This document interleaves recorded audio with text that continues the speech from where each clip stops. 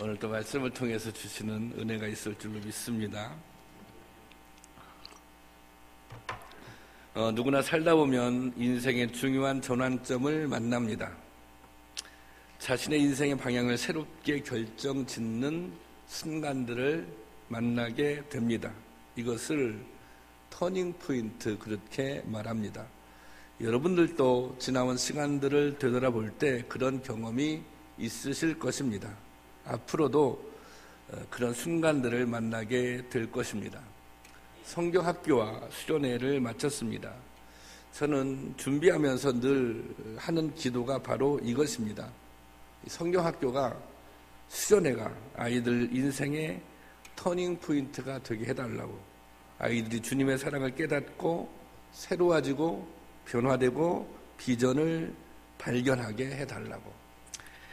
작년 수련회 때 도산교회, 저희가 작년도 그렇고 올해도 그렇고 도산교회라고 하는 이제 논산 지역에 있는 그 이제 교회와 같이 했는데요. 그 교회 중고등부 아이들이 은혜를 참 많이 받았습니다. 작년에. 올해도 마찬가지지만 그런 청소년 집회 또 수련회를 처음 경험해 보았다고 합니다. 그래서 이 아이들이 은혜를 받고 자발적으로 토요일 날 학생의 모임을 시작했습니다. 그리고 또 이렇게 찬양단도 만들었습니다. 그런데 얼마 지나지 않아 모임에 빠지는 아이들이 생겨나기 시작했습니다. 은혜 받았을 때 열심히 식어진 것입니다. 그러자 아이들이 모여서 계속해서 열심히 모일 수 있는 방도를 찾아 논의를 했다고 합니다. 그리고 이런 결정을 아이들이 내렸습니다. 부득이 이유가 있어서 빠지는 경우를 제외하고는 결석하는 사람이 있으면 엉덩이를 맞기로, 그렇게 아이들이 이 아이들이 참 대단한 아이들이에요. 자기들이 그렇게 그래서 이렇게 몽둥이도 하나 준비하고 그래서 그렇게 하기로 그렇게 결정을 했습니다. 또 실질적으로 몇 주간 그렇게 하다가 나중에 목사님이 알고 못하게 해서 이제 그만뒀다고 하더라고요. 다소 무모하고, 아니 어떻게 그런 생각을 할 수 있죠? 폭력적이긴 하지만 그래도 가상하지 않습니까? 그만큼 이 아이들에게 수련회가 신앙생활의 새로운 전기가 되었던 것입니다.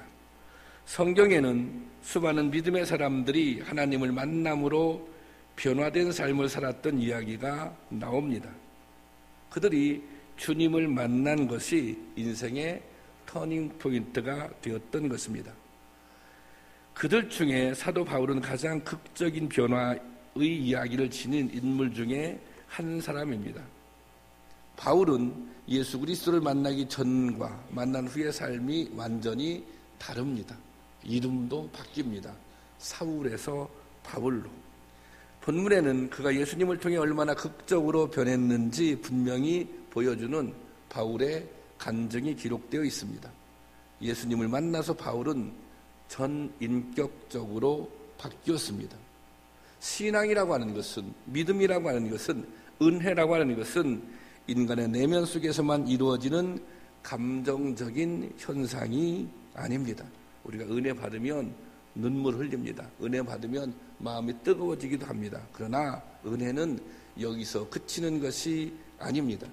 진정한 은혜는 생활의 태도를 바꾸고 의식을 바꾸고 삶 전체를 바꾸는 힘으로 나타나는 것입니다. 이것이 바로 믿음의 힘, 신앙의 힘인 것입니다. 바울의 변화는 신앙이 삶 전체를 뒤바꾸는 힘이 된다는 사실을 깨닫게 해주는 것입니다. 오늘은 바울의 변화를 통해 우리의 삶을 돌아보며 은혜를 나누고자 합니다. 첫 번째로, 바울은 잘못된 믿음, 잘못된 열정을 가지고 있었습니다. 예수님을 만나기 전 바울은 사울이라고 하는 이름이었습니다. 사울은 큰 사람, 또 우회선자, 이런 뜻입니다. 본문에는 가물과 학벌에 대한 바울의 자기 고백, 자기 소개가 나옵니다. 자기 자신을 이렇게 소개하고 있습니다. 본문 5절, 6절인데요. 다시 한번 읽어보겠습니다. 시작. 나는 8일 만에 할례를 받고 이스라엘 족속이요 베냐민 지파요 히브리인 중에 히브리인이요 율법으로는 바리새인이요 열심으로는 교회를 박해하고 율법의 의로는 흠이 없는 자라. 말 그대로 사울은 잘난 인물이었습니다. 그는 유대인으로 로마의 시민권을 지닌 특권층이었으며 당시 최고의 권력기관이었던 산헤드린 공의의 의원이 될 자격자들을 배출하는 가말리엘 문화생이었습니다. 그는 하나님에 대한 신앙의 열정도 남달랐습니다. 그러나 이 열정은 잘못된 열정이었습니다. 이 열심은 그릇된 열심이었습니다. 사울은 자기 만족과 의인의식에 스스로 매몰되어 바른 판단력을 상실했습니다. 그는 예수 그리스도가 메시아인 것을, 그들이 그렇게 기대하고 갈망했던 메시아였던 것을 몰라본 것입니다. 그가 그리스도인들을 잡으러 질주하던 다메섹 길은 잘못된 열정, 잘못된 판단의 무모함을 보여줍니다. 여러분, 우리가 신앙적 열심이 필요합니다. 그런데 열심보다 더 중요한 것이 있는데 그것은 바로 방향입니다. 열심보다 더 중요한 거 방향이 올바라야 된다는 것입니다. 올바른 관점과 판단이 없는 열정은 무모하고 어리석은 것입니다. 이런 분들의 특징 중에 하나는 하나님의 의와 자기의 의를 혼돈한다는 것입니다. 자기의 신앙, 자기의 만족을 신실한 신앙인 줄 착각한다는 것입니다. 스스로 믿음 있고 스스로 열심히 있다고 생각하시는 분들 중에 이런 분들이 더러 있습니다. 이들은 자신도 잘못된 길을 갈 뿐 아니라 다른 사람들도 그릇된 길로 인도합니다. 이사야 5장 13장에 보면 내 백성이 지식이 없어서 망한다, 이렇게 주님께서 한탄하셨습니다. 하나님에 대해 바른 지식이 없으면, 하나님에 대해 바르게 알지 못하면 실천도 그릇되게 한다는 것입니다. 다시 말하자면 잘못 산다는 것입니다. 오늘날 그릇된 신앙 중에 하나가 성공주의 신앙입니다. 오늘날 그릇된 신앙 중에 하나가 기복주의 신앙입니다. 예수 잘 믿으면 성공한다. 예수 잘 믿으면 복 받는다.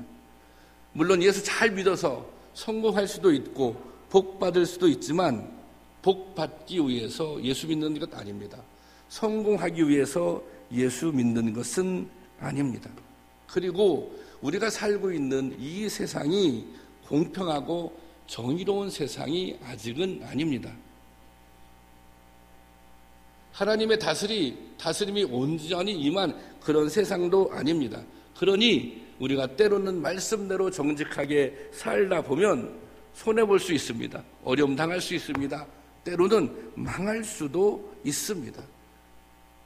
그러니 오히려 지금은 믿음대로 바르게 살다가 실패하는 사람이 나타나는 것이 당연한 일인 것입니다. 오늘날 잘못된 성공주의 문화가 교회와 성도를 병들게 합니다. 이 성공주의의 가장 큰 특징이 무엇인지 아십니까? 그것은 결과만을 중요하게 생각한다는 것입니다. 불의를 행하고 반칙을 해서라도 결과만 좋으면 상관이 없습니다. 이 성공주의가 오늘날 한국 사회를 부패하고 병들게 만들었습니다. 여러분, 신앙은 결과뿐만 아니라 과정도 중요하게 생각해야 합니다. 결과가 중요하지만 과정도 중요합니다. 과정이 공의로워야 합니다. 과정이 하나님 보시기에 합당해야 합니다. 어떻게 해서 돈을 벌었든지 헌금만 많이 하면 믿음이 좋은 것입니까? 그렇지 않습니다. 방향과 목표가 바르고 그 과정이 공의로워야 하는 것입니다. 성공이 목표라면, 출세하는 것이 목표라면, 자기 의를 드러내는 것이 신앙의 목표라면 그것은 잘못된 방향을 가지고 있는 것입니다. 성도 여러분, 오늘 우리의 모습은 어떻습니까? 우리는 올바른 방향으로 가고 있는 것입니까? 우리의 목표는 바르게 정해져 있는 것입니까? 여러분이 가는 신앙의 길이 바른 길인지 되돌아보시기를 바랍니다. 그 길이, 그 방향이 잘못되었다면 돌이킬 수 있는 은혜가 있기를 주님의 이름으로 축원합니다. 두 번째로, 바울은 열정을 다해 달려가던 다메섹 길에서 예수님을 만났습니다. 이 길은 출세를 향해 달려가는 길이고 좀 더 빠른 성공을 보장하는 길입니다. 그러므로 바울은 이 길을 온 힘을 다해 달려갔습니다. 지금은 시리아의 수도인 다메섹에 가면 바울 기념교회가 있다고 합니다. 그런데 이 바울 기념교회 그 마당에 바울의 조각상이 하나 서 있는데요. 그 조각상이 어떤 조각상이냐면 질주하는 말에서 떨어지는 이 사울의 모습을 이렇게 조각해 놓았다고 합니다. 저런 모습 저도 가보지는 않았습니다. 자, 바울은 성공을 향해, 출세를 향해 말을 채찍질하며 온 힘을 다해 질주했습니다. 그런데 이런 사울을 주님께서 부르셨습니다. 예수님은 다메섹 길을 온 힘을 다해 달려가는 사울을 부르셨습니다. 사도행전 9장 3절 4절 말씀인데요. 한번 보겠습니다. 시작. 사울이 길을 걸어가다가 다메섹에 가까이 이르더니 호련히 하늘로부터 빛이 그를 둘러 비추는지라. 땅에 엎드러져 들음에 소리가 있어 이르시되 사울아 사울아 내가 어찌하여 나를 박해하느냐 하시거늘. 이것은 주님의 부르심, 이것은 바울에게 말할 수 없는 큰 충격이었습니다. 스스로 누구보다 옳고 누구보다 열정 있다고 자부하며 온 힘을 다해 달려가던 길이 사실은 하나님을 대적하는 길이었습니다. 주님의 음성을 듣는 순간 바울은 그의 열정과 신념이 잘못된 것임을 깨달았습니다. 이 깨달음의 과정은 너무 고통스럽고 힘들었습니다. 그는 3일 동안 볼 수도 걸을 수도 먹을 수도 없었습니다. 사도행전 9장 8절 말씀입니다. 한번 볼까요? 시작. 사울이 땅에서 일어나 눈은 떴으나 아무것도 보지 못하고 사람의 손에 끌려 다메섹으로 들어가서 9절 사흘 동안 보지도 못하고 먹지도 못하고 마시지도 아니하리라. 이것은 단순히 뉘우치고 회개하는 과정만이 아니었습니다. 누구보다 자의식이 강했던 사도 바울이 자기 자신을 내려놓는 과정이었습니다. 자기의 지식과 이성을 내려놓고 자기의 주장을 포기하고 완전히 새로운 인생으로 거듭나기 위해 바울은 고통스러운 돌이킴의 시간을 가졌던 것입니다. 이것이 다가 아닙니다. 바울은 이후 3년 동안 아라비아 사막에서 고행과 같은 시간을 보냅니다. 이 과정을 통해, 이 돌이킴이라고 하는 힘들고 어려운 과정을 통해 바울이 되었습니다. 자기 만족, 자기 열정에 눈이 멀었던 인간이 그리스도의 사람, 진정한 하나님의 사람으로 거듭난 것입니다. 과거의 잘못을 깨닫고 반성할 뿐 아니라 방향을 완전히 전환하는 것, 이것이 변화의 시작입니다. 예수님과의 만남이 제대로 이루어지면 반드시 변화가 일어나게 되어 있습니다. 우리가 잘 알고 있는 이어령 씨는 우리나라의 대표적인 지식인으로 불리우는 분입니다. 그는 문학 박사이며 문학 평론가이고 교수이며 처음 초대 문화부 장관을 지냈습니다. 오랫동안 무신론자를 자처하며 기독교와 크리스찬을 향해 날선 비판을 서슴지 않았던 사람입니다. 그런 이어령 씨가 2007년 73세에 세례를 받고 크리스천이 되었습니다. 그는 슬하에 1녀의 자녀를 두었는데 장녀인 이민아 씨는 목사입니다. 이민아 목사는 이화여대 영문과를 3년 만에 조기 졸업하고 미국에서 국제변호사 자격을 취득한 재원이었습니다. 그런데 어느 날 그에게 삶의 불행이 찾아왔습니다. 결혼 5년 만에 이혼을 했고 이혼과 함께 갑상선 암이 발병했습니다. 여기에 각막 손상까지 더해져 앞을 볼 수 없는 상태가 되었습니다. 이것이 다가 아닙니다. 재혼을 해서 얻은 둘째 아들이 자폐 장애 판정을 받게 되었습니다. 마치 밀물이 밀려오는 것처럼 연이어 닥쳐오는 고난 속에서 이민아 씨는 놀라운 체험을 하게 됩니다. 바로 예수 그리스도를 만난 것입니다. 그녀는 이혼하고 혼자 아이를 키워야 하는 막막한 상황 속에서 예수님을 만났습니다. 점점 시력을 잃어가는 절망 속에서도 그녀는 예수님을 붙잡았습니다.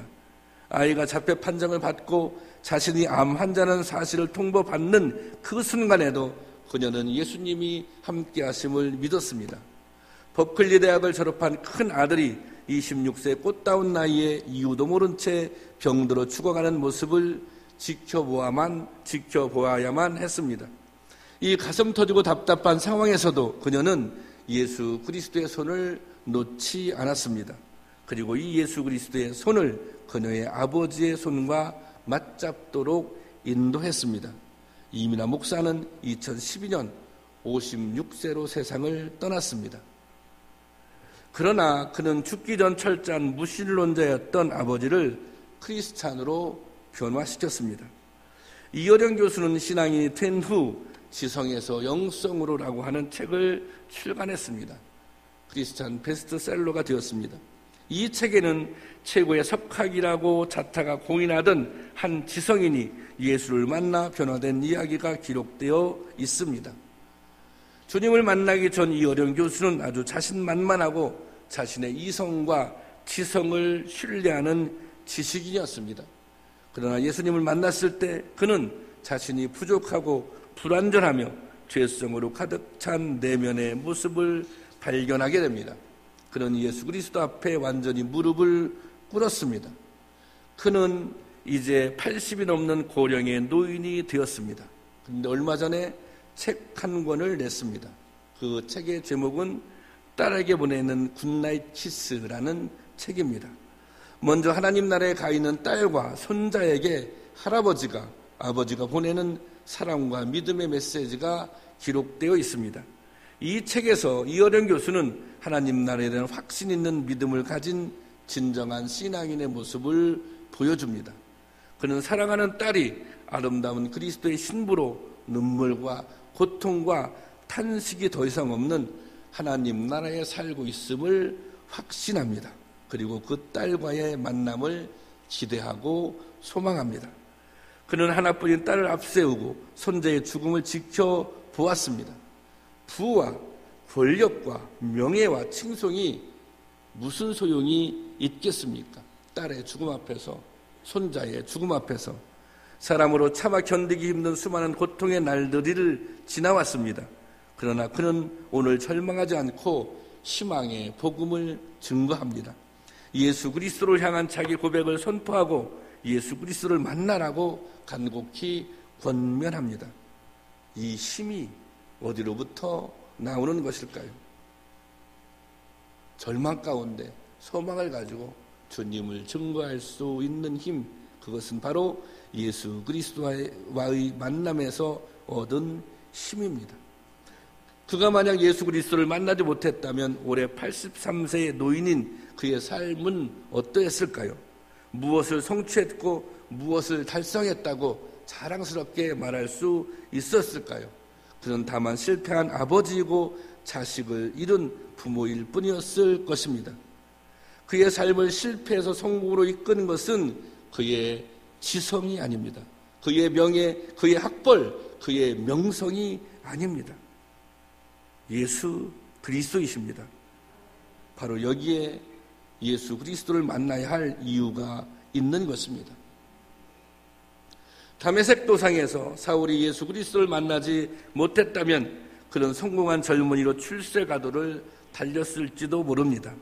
산헤드린 공의의 의원이 되고 많은 부와 명예와 권력을 누렸을 것입니다. 다른 누구보다 야망이 컸고 실력도 있었으니 더욱 빨리 높은 자리에 올라갔을지도 모릅니다.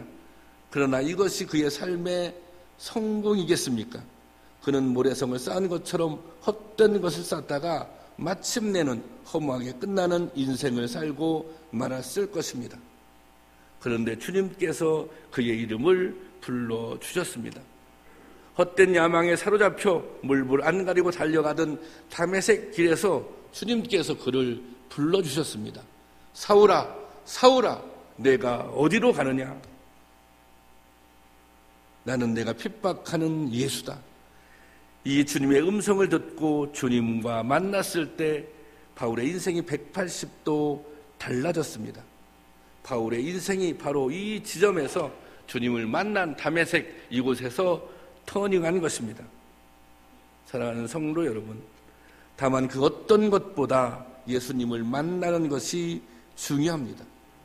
무엇보다 누구보다 주님을 만나길 소원하고 반드시 만나셔야 합니다. 주님을 만나야 우리의 인생이 달라집니다. 인생의 격과 질이 달라집니다. 차원이 다른 삶을 살게 됩니다. 주님을 만나면 변화하게 되어 있는 것입니다. 베드로는 시몬이라는 이름의 보잘것없는 어부였습니다. 그런데 예수님을 만나서 베드로가 되었습니다. 게바가 되었습니다. 반석 같은 믿음의 소유자가 되었고 주님께서 말씀하십니다.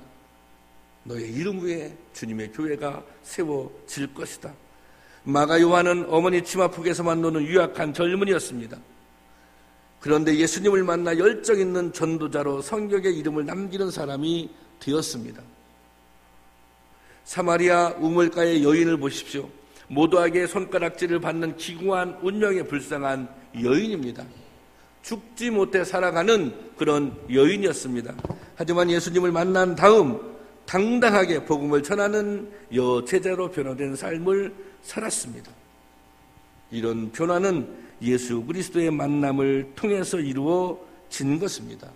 바라기는 오늘 저와 여러분에게도 바로 이 만남의 기적이 임하기를 주님의 이름으로 축원합니다. 마지막으로 바울은 이렇게 간증합니다. 빌립보서 3장 7절 8절 보겠습니다. 빌립보서 3장 7절 8절 제가 봉독하겠습니다. 그러나 무엇이든지 내게 유익하던 것을 내가 그리스도를 위하여 다 해로 여길 뿐더러 예수를 아는 지식이 가장 고상하기 때문에 내가 그를 위하여 모든 것을 잃어버리고 배설물로 여김은. 이게 무슨 말입니까? 바울이 그동안 쫓았던 그 모든 것들, 부와 명예와 권력을 배설물처럼 버렸다는 것입니다. 바울은 완전히 달라졌습니다. 인생의 목표와 가치관이 달라졌고 삶의 태도가 바뀌었습니다. 거칠 것 없던 야망가의 모습이 아니라 가장 낮은 자리에서 오직 복음을 전하는 일에만 몰두하는 사람이 되었습니다. 사내들은 의원을 꿈꾸던 사람이 복음을 위해 직접 천막을 기우며 10년 동안 17,000km를 다니며 복음을 전하는 전도자가 되었습니다. 그리고 목숨까지도 아끼지 않았습니다. 예수님을 믿고 난 다음에 그에게 생긴 변화는 평생 복음을 전하기 위해 떠돌이 생활을 하면서 매맞고 옥에 갇히는 생활의 반복이었습니다. 그러다가 결국은 순교합니다. 죽음에 직면했던 빌립보 감옥에서 그는 이렇게 고백합니다. 주 안에서 내가 기쁘다. 도대체 어떤 힘이 사울을 이렇게 변화시켰습니까? 이 사울의 변화를 어떻게 설명할 수 있겠습니까? 출세하기 위해서, 목회를 성공하기 위해서, 하나님께 자기 의를 드러내기 위해서 이렇게 변할 수 있는 것입니까? 이렇게 살 수 있는 것입니까? 아닙니다. 사울을 바울로 변화시킨 것은 바로 복음의 능력입니다. 성령의 능력입니다. 이것은 성령에 사로잡힌 자의 모습입니다. 오늘 우리에게도 예수님을 만났다면, 우리가 정말 주님께로부터 은혜를 받았다면, 받은 은혜가 있다면 변화의 증거가 있어야 합니다. 이번 중고등부 수련회 때 이 아이들이 은혜를 받고 그 자기 결심을, 어떤 조에서 자기 결심을 이렇게 나누고, 야, 우리가 이 결심을 이제 변하지 말자. 지금 이 받은 은혜를 좀 유지하고, 그래서 자기들이 이렇게 이제 쓴 게 있더라고요. 그래서 제가 그거를 좀 이렇게 가져왔는데, 자, 여기 이제 한 조에서 이렇게 결심했어요. 여기 이름도 불러가 우리 아는 아이들이 있어요. 우리 교회 아이들도 있고 도산교회 아이들도 있는데, 원종빈이 누군지 알죠? 원종기 집사님 아들 아니요? 원종빈. 교회를 재밌게 다니겠습니다. 한 달에 4번 줄이 있잖아. 대부분 4번 중 3번은 꼭 교회에 나가겠습니다. 꼼짝 못하게 됐어요, 이제. 그죠? 예. 유민지 가족을 더 사랑하겠습니다. 이수민, 얘는 이제 도산교회 아이인데, 기분 좋을 때 욱 덜 하겠습니다. 그리고 큐티 잘하겠습니다. 임혜경, 하나님의 영광을 위해 공부하겠습니다. 신민호, 예. 신민호가 누군지 알죠? 신민호, 바른 선택을 할 수 있는 용기를 내겠습니다. 이재혁은 도산교회 아이인데, 이 아이가 게임을 되게 좋아하나 봐요. 근데 은혜를 받아도 게임을 도저히 끊을 수는 없고, 게임을 30분 덜 하겠습니다. 그리고 이다윈, 이 친구도 이제 도산교회 아이인데, 욕할 때, 얘가 욕을 잘하나 봐요. 욕할 때 한 번 더 생각하겠습니다.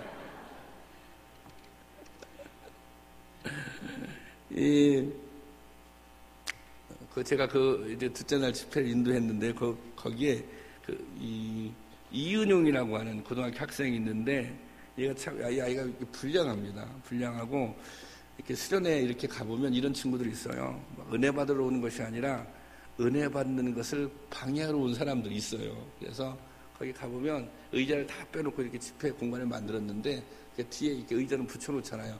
다른 아이들은 다 이렇게 다소곳이 앉아서 찬양하고 은혜 받는데, 걔만 맨 뒤에 앉아가지고 탁 이러고 째려보고 있더라고.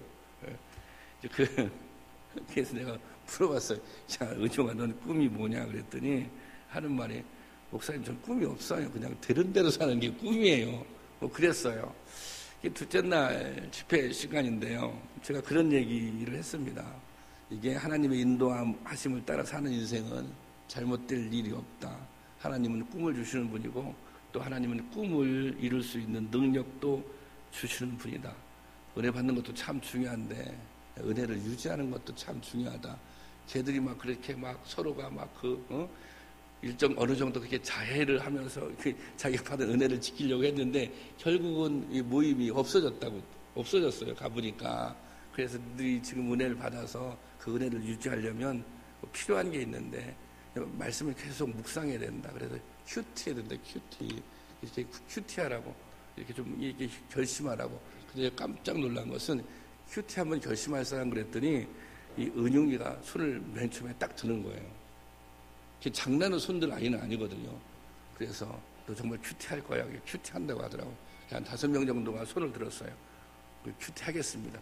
큐티 하루만 하고 끝나면 안 돼. 큐티는 뭐 1년 동안 하고 평생을 해야 되는 거야. 하여튼 그렇게 해보겠대요. 그래서 제가, 그럼 너희들 5명한테는 내가 1년 동안 큐티장을 보내줄게.